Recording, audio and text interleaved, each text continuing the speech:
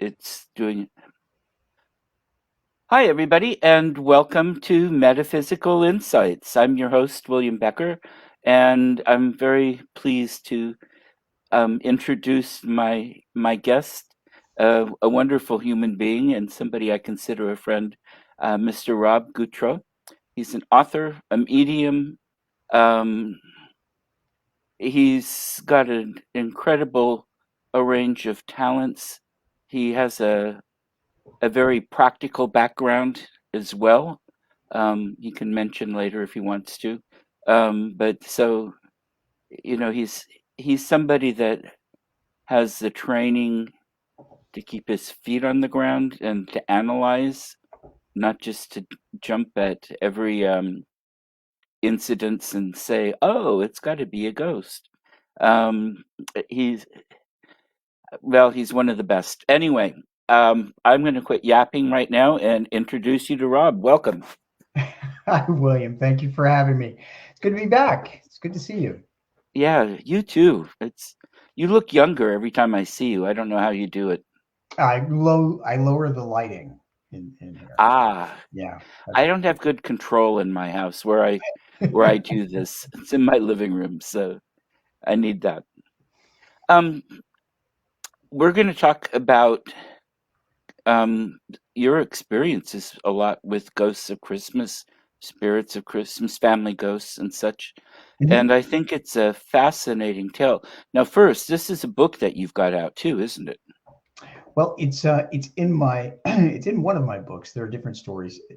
It's in my book called Lessons Learned from Talking to the Dead, and there are a number of incidents where I talk about the spirits of our loved ones. Spirits are the Hmm. ones that have crossed over in my vocabulary, and ghosts are the earthbound ones. And there's a chapter about spirits coming around at Christmas time, and then there's another chapter about three ghosts that I met um, uh, from Christmas around Christmas time. Oh, this is fantastic. And now, Three Ghosts at Christmas Time. I'm having a very Dickinson feeling. And that's very appropriate because of where I saw them, where I met them. Okay. I'm just flashing up some of the comments, but um, I can't wait. Where? How? I want details. This is great. Okay, very cool. Well, for the folks that don't know me, I'm a medium and on a paranormal group, the Inspired Ghost Tracking Group, and I also communicate with pets. So as you can see by my backdrop, those are covers of my books behind me. I have a series called Pets in the Afterlife, which has four books in it. I'm proud to say. Another one called Ghosts on a Medium's Vacation. And I'll tell you about that at the end because there's a new book coming out next year in that series. Aha. Little tease. And then, then there's the Ghosts and Spirits series. So they're earthbound or the ones that have crossed over. Um, but the one that the stories that I want to talk to you about today are in my book, Lessons Learned from Talking to the Dead, and they are about the earthbound ones that are ghosts and the spirits who have crossed over. So, I am known also as a pet medium, as you know, William. Right. And I do readings for people who lost their pets for a small fee. And I believe it or not, William, I am booked out 1 year from now for that. It's I crazy. believe it. You were last time I talked to you, you were booked out that long, I believe. Yeah. So, uh-huh. It's um, amazing. It it shows is. the quality of the work you do and the need Well, for it. Oh, well, I appreciate that, but yeah, our pets are our kids, and that's the way I look at it. But we're not going to talk about ghost pets or spirit pets tonight. We're going to talk about the humankind. Okay. Although I will tell you too, if you've lost a pet, they do understand what Christmas time is, just as they did in life. So you may see signs from your pets around this time of year because they can read your emotional energy, and it's all about energy. And you also may see some signs from your human loved ones around this time of the year. So, Okay. That's a good point. And you've made a comment, excuse me as I just digress for a second, but it makes sense. Our dogs, two of them, we had not simultaneously, but back to back, and they both knew where the presents that Grandma made for them were, even though Grandma's scent was on several things. And they couldn't reach them, they were up, but they would jump just exactly at the right spot. And we never could figure it out because they were yarn woven knitted pool toys, basically, pretty indestructible. But there was nothing on that scent wise that was different than anything else Grandma touched, and she brought everything already wrapped. wow. So that it's not like they even saw her wrap them. So it's interesting how much they understand about Christmas. So anyway, I'm sorry. I'll let you uh, I'll let you go on. Yeah, no, that's it. That's a really good point. Um, so I briefly mentioned that, in my opinion, the difference between a ghost is someone who has chosen to remain earthbound in a fixed location of their choosing, a place Okay. they're either familiar with, like a house they grew up in, or a place where they passed away, like a hospital or a battlefield, or a place that they had a famous or memorable incident. And that is the latter one is the one that I'm going to talk about, where the three ghosts I encountered um, come into play. They all Okay. had an incident at this particular place. And spirits are the ones who've crossed over. But spirits can come to you anywhere, anytime, any place. So it doesn't matter where you are. If you're celebrating Christmas at your brother's house in another state, they can still show up there in some way. Okay. Um, and I want to give you before I get into the ghosts, I want to get into a quick story about a spirit that let me know that he's around this time of year. Okay. So Tom and I moved into a new neighborhood up in Maine, and it's a brand new street with some new houses on there. Um, and we haven't met all the neighbors yet. And we have a neighbor that just moved in across the street like 2 weeks ago, and they dropped off a little bag full of Christmas things. And Oh. in the bag, there was a little white toy truck, pickup truck, with a Christmas tree in it. And that blew my mind because in my book, Kindred Spirits, which is about our friend Ed, well, my friend in spirit, because I never met him when he was alive, Right. and Tom's late partner, Right. who died almost 27 years ago. Okay. Um, Actually, 27 years ago this week, by the way. Um, May I ask which day? it was the 19th. Okay. Mhm. Yeah. So I was just wondering because my birthday's this weekend. I was just curious. oh, It's not on the day. what day is your birthday? 23rd. Yeah. Well, happy early birthday. Oh, thank you. It's a week from today. Yeah. Yeah, there you go. Hmm. All right, everybody, show him some love. Give him some birthday love in the in the chat. Um, Thanks. so, what's interesting about this is I think we discussed this before, but I never knew Ed in life at all, Right. and it's only through talking to Ed from the other side that I've grown to know him, and I've been able to say things to my husband, things that Ed used to say that I never knew.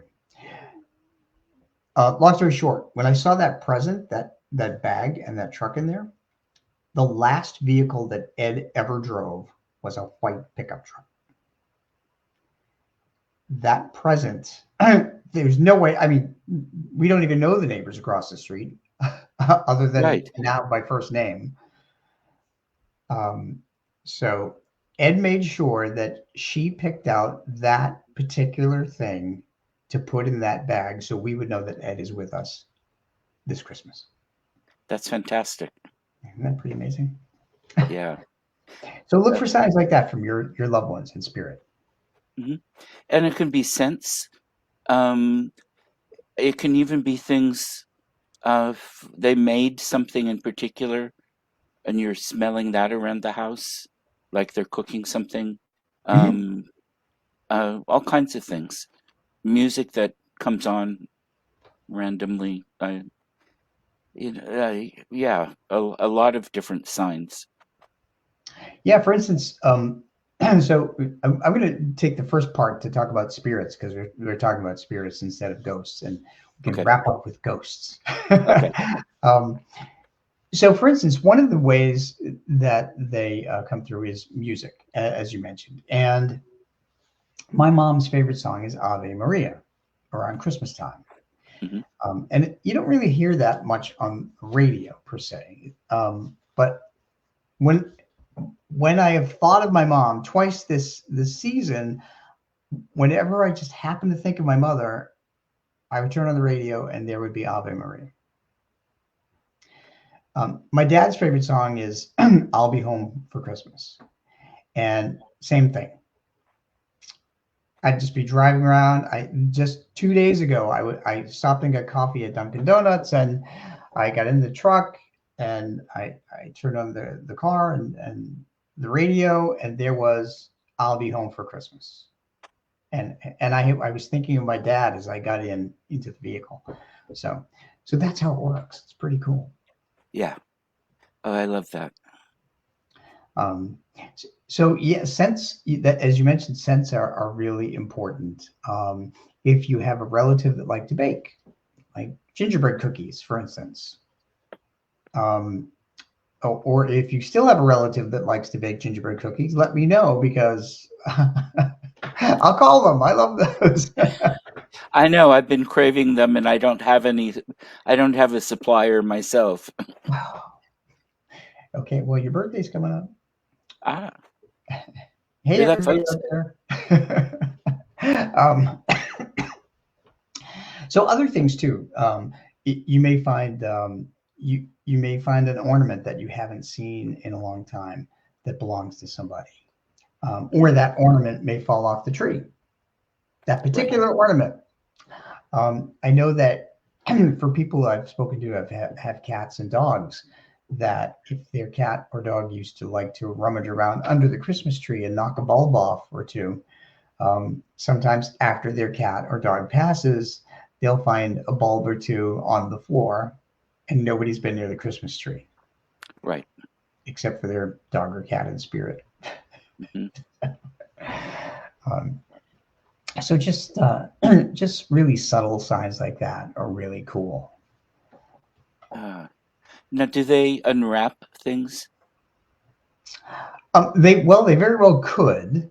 Um, Because ours did in life, so I was just curious. So we had to yeah, keep all the presents up high, out of reach. it, well, it will take an awful lot of energy for them to do that. Uh-huh.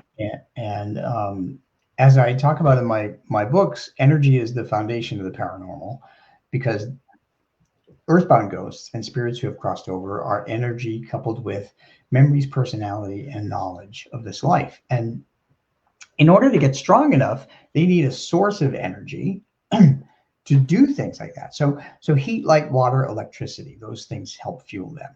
But Hmm. with spirits that have crossed over, it's really love. The love you share with them gives them the strength enough to do things. With earthbound ghosts, it's the opposite. It's fear, anxiety, depression, and anger are things that fuel an earthbound ghost.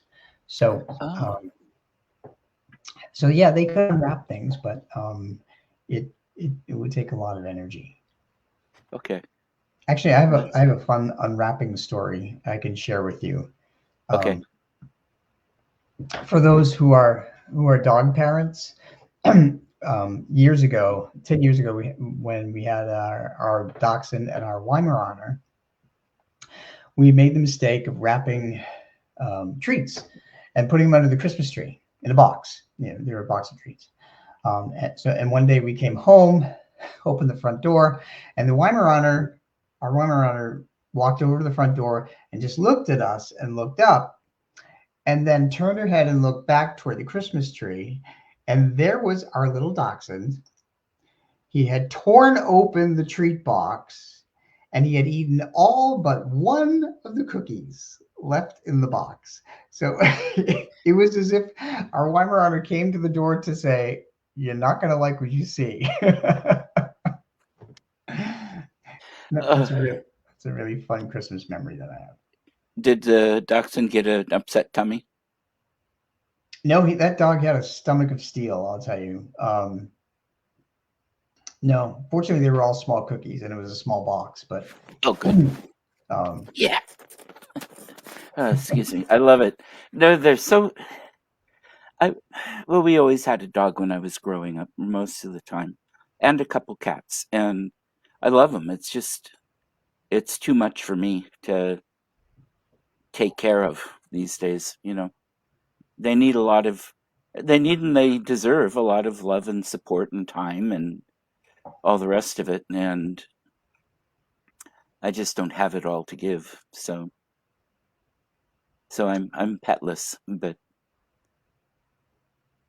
yeah, well, it's understandable. I mean, they require a lot of our attention. So, mhm.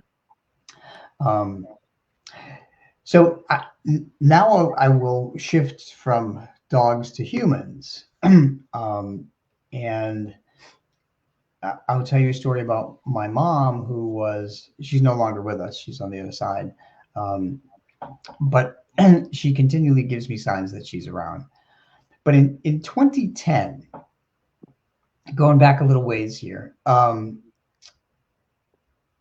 uh, my mother was going to fly down and visit us. Mhm. This is when I lived 400 miles away from my mom. And my mother didn't like to travel alone at all after my dad passed. He had passed 2 years before. So, in order to convince my mother that it was okay, I had to let her know um, that somebody was going to be watching over her. And what I what I was able to do is I was actually able to connect with her mother, my grandmother, who died long before I was even born. Okay. And I didn't, I don't know really anything about my grandmother. Just very, very little things. So I told my mom that after I connected to her mother, I said, "Your mom said she's actually going to be flying with you." And um, I told my mom that her mother said she needs to look for a something that looks like a yellow knitted shawl or something that my grandmother had knitted for my mother. Um, and she also said that my mom needed to take a piece of her mother's jewelry with her. Um, and I thought about those things, and I didn't, like I said, I didn't know anything that my grandmother had knit from my mother. I didn't even know if my grandmother knew how to knit. Right. um, so when I called my mom, she immediately remembered something yellow and knitted from her mother that was stored in her hope chest. And it always astounds me, William, when I get these messages and I have Right. no clue. So my mother took her phone with her, her portable phone, and she found it when I was on the phone with her, and then she took it on the trip. And then she also found a piece of jewelry that was her mother's, and she wore that around her neck. And I remember my mom saying that those two items gave her the comfort and the strength to know that she could make that trip by herself. Right. So it's pretty cool that a grandmother that I never met in life was able to give me two things to my mother, a living person at the time, um, to help her through something that was, kind of a scary thing, flying Right. by yourself. Well, and she was probably still in grief and everything else too. Yeah, I mean, being so soon after your father, I think that's a beautiful story. Um, and from a medium's perspective, it really is useful. I, getting confirmation that there's no way we could get really helps. I know, from a practical medium point, but when it can be something so beautiful, that makes it even more special. yeah, and it's making me think. I don't even recall now what that yellow thing was that my grandmother had crocheted for my mother. My Okay. mom's been gone 10 years now, so I don't have any idea what it is. Interesting. Yeah. Uh, that's interesting. Now, was that her last trip out to see you? It was, yeah, yep, it was. Um, but I'd come up and see her, of course, Mhm. quite a number of times after that. Okay. I didn't mind the travel, but Right. yeah. Um, but she not only got help from her mother on the way down, but she got help from my dad on the way back because I remember this was in 2010. Um, so this was a year before 2011 when Right. you could you could actually escort your elderly parent to the gate of the planes. Um, so I did that, and um, I remember my mother started to get very nervous again, and I remember telling her, I said, uh, I said I can feel Dad around, and he's going to be flying home with you this time. And she said, I don't feel him around. And I said, well, he's going to let you know that he's around. So she had to go to the ladies' room. So I sat and waited. And when she came out, her I remember her eyes being very wide and she was holding something. And I'm like, what are you doing? And she said, you'll never believe this. When I was in there, when I was coming out of the ladies' room, right on the floor was a dime, and it was dated 2008, the year my dad passed. Wow. And she said, "Oh my gosh, your father couldn't have been any more blunt to me that that he's going to be with me." Fantastic. Yeah, yeah, it was pretty neat. So coins are another way for those folks who are listening that spirits can communicate with us. Um, Hmm. and often look for the year. I mean, sometimes they can't get it right because they can only use what's around. Right. Um, but if you're thinking of them and you see a coin suddenly that wasn't there or you didn't think was there before, it's most likely that they could have dropped it for you to let you know that they're there. I've got one that gets moved from my grandmother. Where is it now, actually? It's a 10 kopeck piece. Oh And wow! I have Russian money in the house because I've been. But Mhm. the reason I went was to go to her village. We're Germans, but we had gone to Russia. And that this appeared on under a pile of coats on a sofa after another person and I both had could swear there was nothing on that sofa, and nobody else would have had it. I mean, she just it's like, yeah, I'm here. And actually, it was after my birthday party one year, Oh wow! which was 2 days before her birthday party or her birthday, Christmas Day. Christmas season was a big deal with the family because my birthday and my parents' anniversary on the 23rd. 24th was the big family Christmas Eve party. And then my family, with both of the grandmothers, would come home and we'd do our presents and good old German style tradition. And then Christmas Day was Grandma's birthday and Christmas. And Wow. so, we had 3 days of parties. Yeah. Doesn't sound like you got a whole lot of sleeping in over three No, days, not a but lot. And so, that was a wonderful time for Grandma to come and visit. yeah, But when that coin's moved, um, I just figure she's been around. that's awesome. Yeah. it's the it's really the subtle signs, and when you can figure it out, that makes it all the more special. So Yes. Yes. yeah.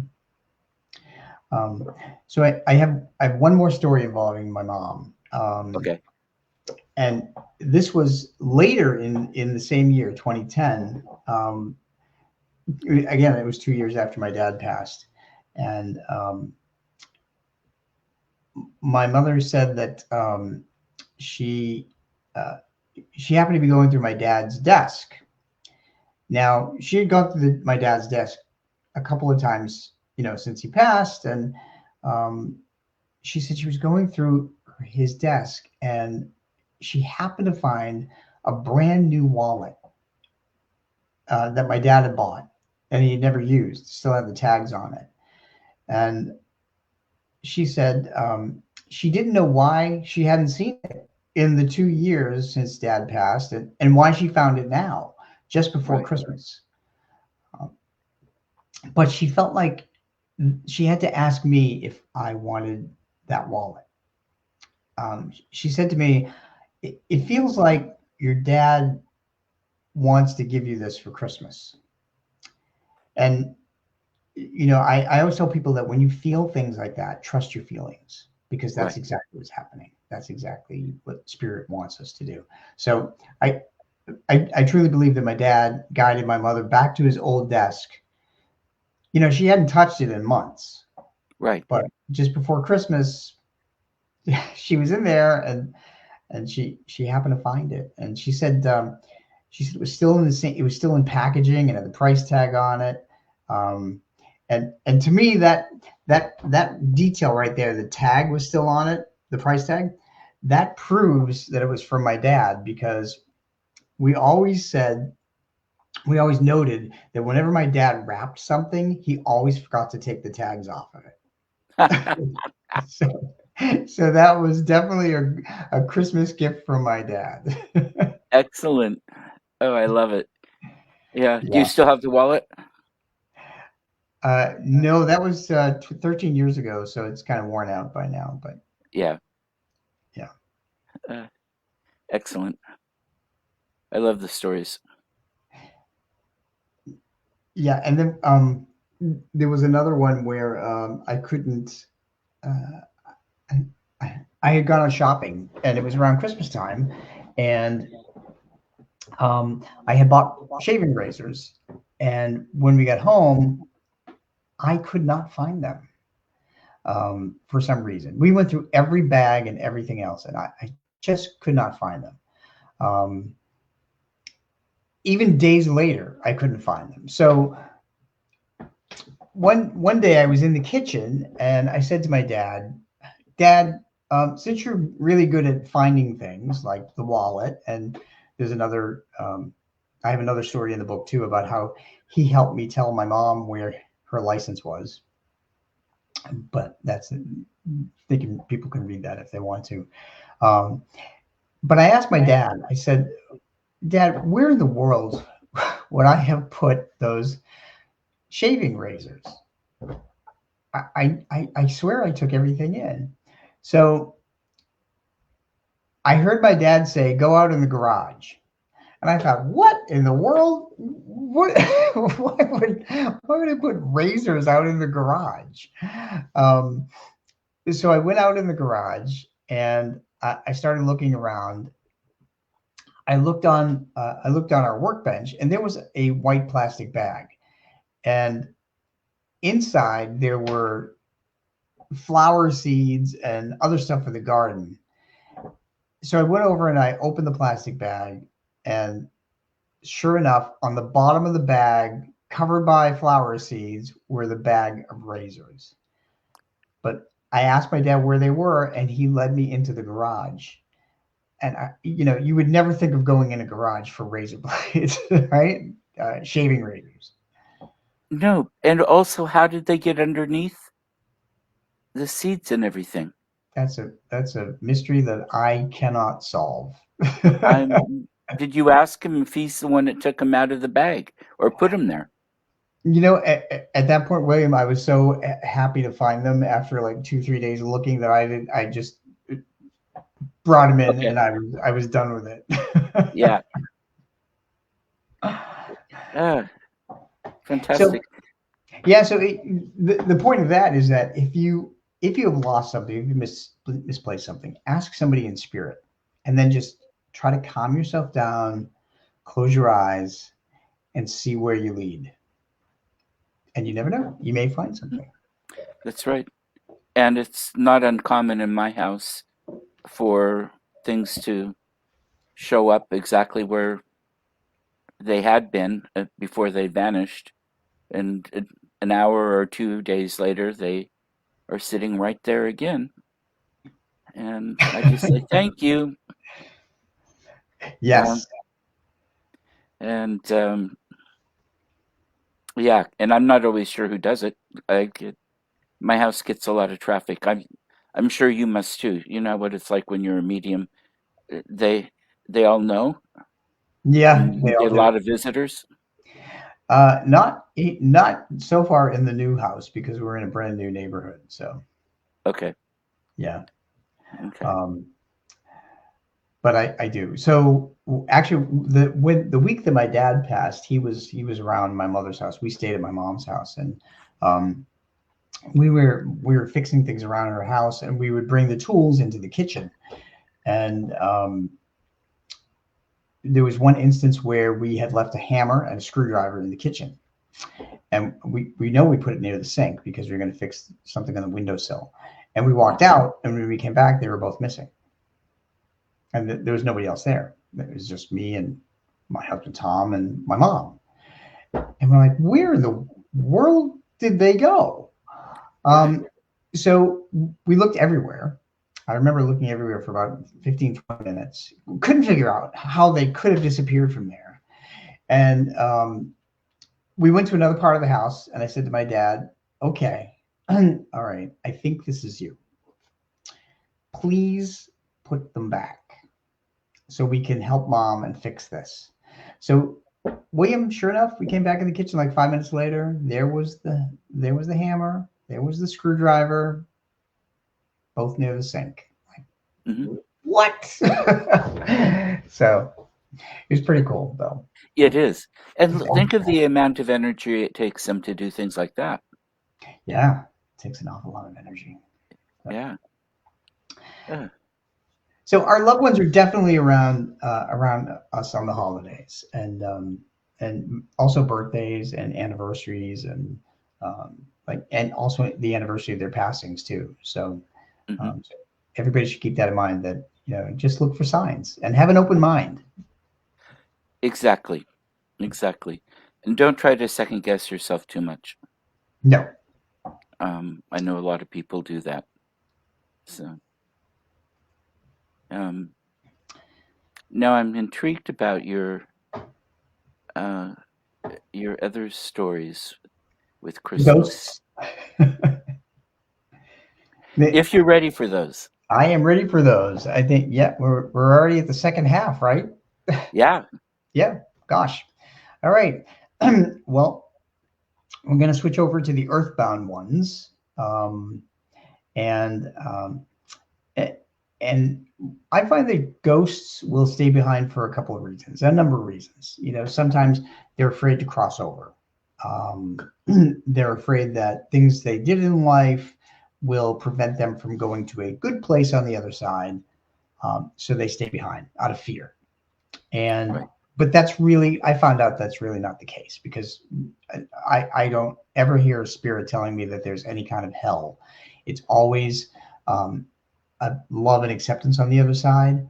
Um, I have been told that there are different levels, and all I can ascertain is that there's like maybe 3 levels. My aunt was on a very low level, and she kept coming back to me. Okay. Um, but other people will stay behind because they may have loved the place they lived, or they may have died in a certain place, like in a battle, on a battlefield, or in a hospital, and they wake up and they're confused, and they linger too long, however long that is, um, and then they get stuck until a medium can help them cross over. Um, so in um, one year, when I lived in the Washington, D.C. area, we went to the famous Ford's Theater to see Ah, a performance of A Christmas Carol. So this makes it even more appropriate because these are the 3 ghosts of Christmas past that I encountered at Charles Dickens' performance of A Christmas Carol. this is fantastic. Yeah, they weren't the ghosts of Christmas present, past, and future.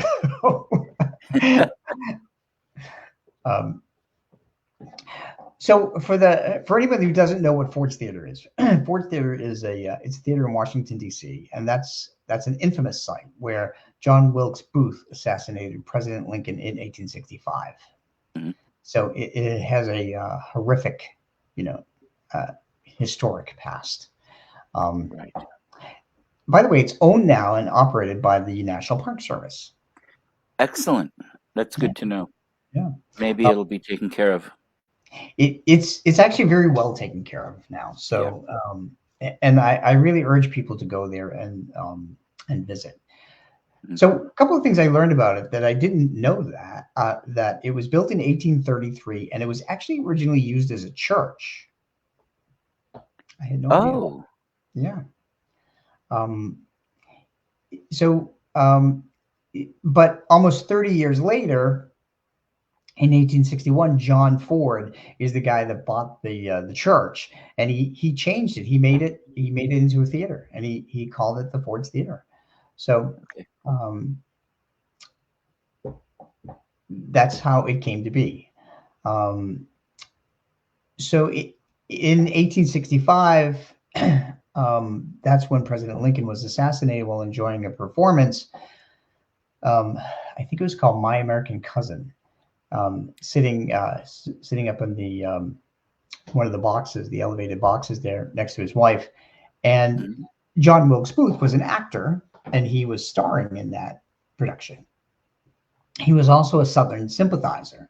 So this was like 3 days after General Lee had surrendered at the Appomattox courthouse Right. um, in the Civil War. So being a Southern sympathizer, he wanted to assassinate the president, and that's what he did. He snuck up behind him. Um, when he did that, he jumped off onto the stage and he hurt his leg, and Mhm. then he ran out and jumped on a horse and rode south to Dr. Mudd's house, as it turned out.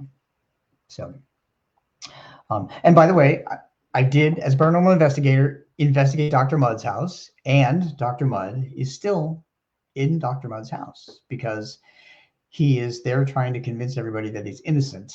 He didn't know John Wilkes Booth, and he all he does is complain that say that he's innocent, and he wants people to know that in history. But Okay. that's in another another book, Case Files of Inspired Ghost Track. Uh, Okay. anyway, back to the Ford's Theater. Before the show is when I met my first ghost. Have you been there? No, I've seen it from the outside, but I haven't been in it. Okay. Well, on the left, looking at the front of the theater, on the left-hand side is the gift shop. Uh-huh. They had built the building out, I believe. So um, I think that used to be the alleyway, and that's where Booth went to mount the horse to mount his escape Mhm. after the incident. Because when I was in the gift shop wandering around, I sensed that there was a presence next to me. It wasn't a living person, although it was crowded. It was actually a man. And he told me to pick up a map that was next to me. And so I looked down and I picked up a map, and it said a map of Booth's escape trail. And I remember getting a chill through my entire body. And I realized that standing next to me was the ghost of John Wilkes Booth. Wow. So in my mind, I heard him telepathically tell me that he is John Wilkes Booth. And I asked him, why do you stay here? And he said, he was very arrogant. He was a real jerk. And he Right. said, this is the site of his greatest act. And that's why he wanted to stay there. So Okay. it was it was unnerving for me. Yeah. Yeah. But so I'm going to skip ahead a year, and then I'm going to come back and I will talk about the other two ghosts. Okay. The next year, our friend Ruth Larkin, known as the Beantown Medium, had visited us and stayed with us, and we took her on a tour of Washington, D.C. And one of the places we took her was Ford's Theater. Now, she didn't know anything about my encounter the previous year. Okay. I had not written about it or anything. So we went in the gift shop. We're looking around. I started to get a headache again. A headache is usually one of the ways that I am able to discern that there's a ghost around. And then I heard a man say to me, "Look up." And I knew it was Booth. And I was staring. I looked up and I was staring at a wall of books and souvenirs, all about John Wilkes Booth. And when he said that, and I looked, I suddenly felt the temperature drop. Oh. So he created a cold spot right there in the middle of this was in the summer. I know Washington, D.C. in the summer. It's not comfortable. No, It's hot and muggy. it's built on a swamp. Yeah, for those of us who are northern Willamette Valley boys, it's very uncomfortable. So in this gift shop, so he created a cold spot, and by the way, as a scientist, I explain cold spots scientifically, because ghosts are energy. They need energy to manifest. So what they do is they draw energy from the movement of the air molecules, and when they draw that energy of motion, they slow them down. And when you have fast moving molecules of air, it's warm air. When you have slower moving molecules of air, it's cool air. So it creates a cool spot wherever the ghost is trying to manifest. So that's yeah. So that's why I knew he was there. Right. So Ruthie walked over to me and she said, "Rob, there's really bad energy here. It's a man." And she said, "I don't know who he is, but he was a really horrible person. He was arrogant. He was headstrong. He was just a very, very nasty person." And I said to her, "Look behind me and tell me what you see." And when she saw the souvenirs of John Wilkes Booth, she let out a big gasp. And she said, "Oh my gosh, that's who it is." So that said, we both went over to the people that work there, and we confirmed that they turned the lights on. Booth has turned the lights on and off. Booth has also locked the doors from time to time. Okay. On the people that work there. So they confirmed to us that there is a ghost that's in that part of the building. So fantastic. 2 months later, William, my friend Troy Klein, who's a medium for inspired ghost tracking, was also there. This is a year later after my first initial visit, and he also went there to see A Christmas Carol. I had not mentioned my experience to him either, but he sent me text messages And he said, Rob, hey, I'm here in Washington D.C. and I'm going to see a Christmas Carol. And he said, I have to tell you that, and there's an arrogant, hateful male presence in the back of this gift shop. And I said, are you at Ford's Theater? Uh-huh. And he wrote, how did you know? And I said, look up and tell me where you are. And he said, I'm at John Wilkes Booth Souvenirs. And bingo, third medium in a row that sensed John Wilkes Booth. Um, so he actually called me. He stepped out of the gift shop and he called me and he says, what the heck? This is crazy. Yeah. I love it. It's part of what I like about mediumship is you get to meet some of these people, even if they weren't very nice. It still can be fascinating to have an experience with them, and sometimes they'll talk to you quite a bit. Yeah, that's true. Well, in terms of him though, I didn't really want to talk to him at all, to be honest with Right. you. Um, the so that was probably the most impressive and scary at the same time. But the thing about it that really meant a lot to me is that um, it was confirmed by two other mediums that had no idea Right. what I had encountered the year before. So Hmm. so that was really cool.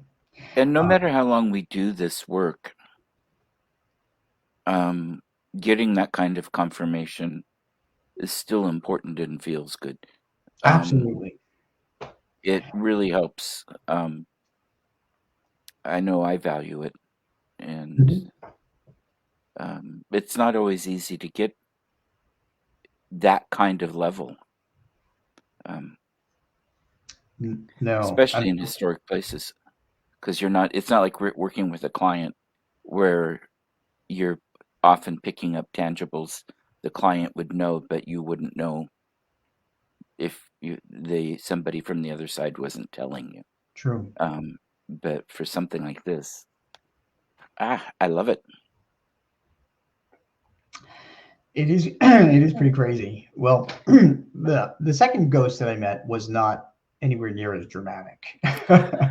um, this guy, this was another male ghost, Uh, and this particular gentleman decided to try and get my attention during the production of the Christmas Carol.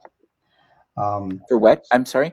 during when the Christmas Carol was being performed on stage, I was just sitting in my seat, and he came up behind me and he tapped me on the shoulder and he said hello, and I looked behind me and there was nobody there. The person behind me was sitting in their seat and they were quiet and all that.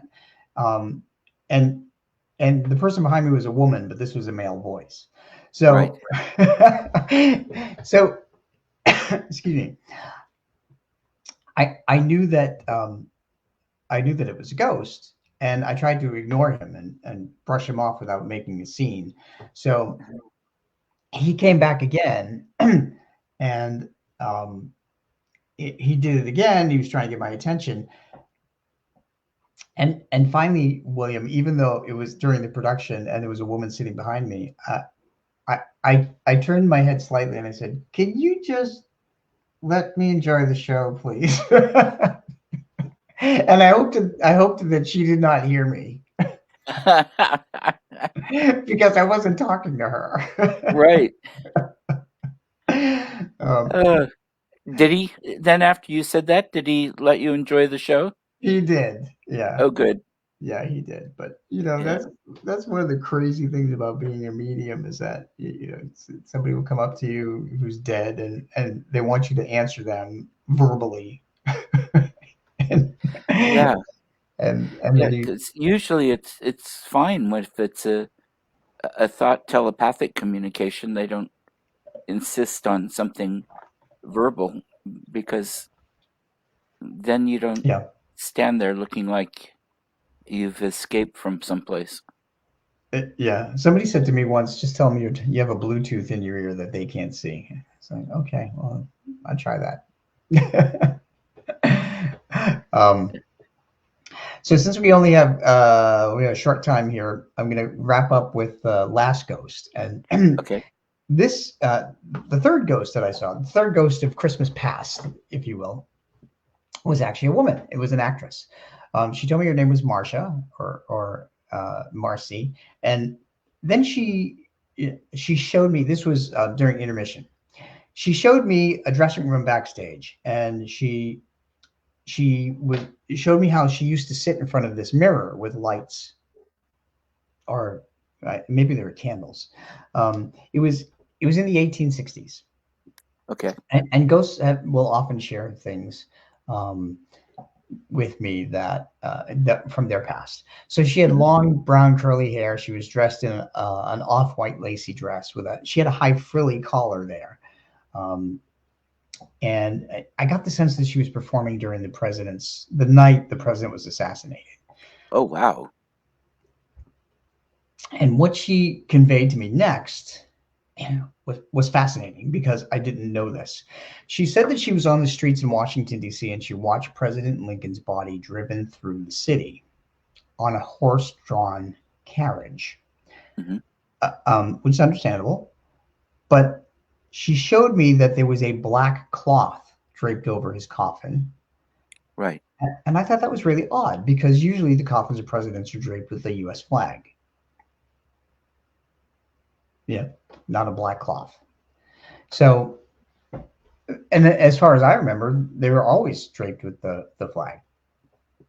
So when I got home later that evening, I looked up on the internet photos of Lincoln's funeral procession. Hmm. And what gave me chills was that the photograph showed that his coffin was actually covered by a black cloth, not a flag, just as the ghost had shown me. So the ghost was, in fact, on the streets of Washington, D.C., watching that funeral procession. Wow. Yeah, that's pretty crazy. Fantastic.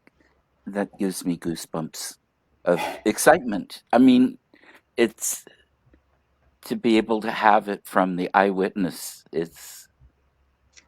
I love it. The Yeah, historian. that it was really fascinating. Here's a woman who is an actress, and she's conveying to me an image that she saw when she was alive, um, of an historic event. So that is really pretty cool. Yeah. So And I for know those that of you have a you love of history too. And that, so putting this together, I mean, um, I have some kind of a love of history. And so getting that kind of a conversation and confirmation and being able to see then or experience that historic moment, um, to me makes it even more special. yeah, absolutely. Yeah. And it was a great way to get proof of what she was conveying. It was Mhm. actually true. Yeah. And I wonder, this is when my brain just starts wondering then too. I wondered, were the earlier presidents all with the flag, or was it just later ones? Because the flag, the morning flag, would have been very common, and so I just wonder, or maybe it was just simply too politically No, dang. I only looked up President Lincoln's. Yeah, Um, but growing up, um, I just remember that every president had an American flag draped over their coffin. Um, exactly. so so I would not have known any other way, really. Right. I mean, that's not really something that they discuss in history class, but No, not that. it isn't. So And I remember funerals back to Kennedy's presidential funerals, and mhm. he had a flag on his too. I'm a little older than you are, so I've got an extra president or two under my belt. But um, I was one when President Kennedy was assassinated. oh, you were? Yeah, I was a year old. Okay. So Well, you're still a little younger, but not quite as um. But it's yeah. I was because we were shoot. What year was that? 63. That's right. And so I was in first grade. So yeah, I think that's when we moved here. Takes me a while to do the math, but yeah, that's about right. Totally understand that. Yeah, the math cells don't work as well, and if my math abilities were really super good, I would have probably gone for more of a physics or something career path and school education, but um, I It all had worked trouble. out. Yep, it did. Yeah. It did. Well, this is So, fantastic. Now, I don't want to cut off any more stories. We can go a little extra if you want, but I know you've had a long day too, and it's late. Um, Anything else you want to add story-wise, or do we want to get to how do people get a hold of you and how do they find your books? sure. No, those were my three ghosts of Christmas past. Okay. Since it ties in very nicely with A Christmas Carol by Charles Dickens, I think I'll leave it there. Um, so if people want to get a hold of me, they can go to robgutro.com, or if you can't remember how to spell my last name, type in petspirits.com. It goes to the same place. Whoops. Just a second here. I keep getting a not notice. Robgutro.com. Yep. And And yes, what's robgutro.com or petspirits.com. Those are the two places that people can find my website. And on the website, there are social media links to Facebook pages, Instagram, LinkedIn, YouTube, TikTok, all kinds of crazy things. mhm, Um, and I do post a social media post every single day. It takes a lot of imagination, but I like to keep everybody engaged. And whenever I learn something, I like to share it. So. Um, so all my books are on Amazon. They're all actually under $10. So they make really nice Christmas gifts. If you like to read about earthbound ghosts, if you like to travel and read about ghosts that I met, or if you have a pet that passed, um, my Pets in the Afterlife series teach pet parents how to recognize signs from their pets who have passed.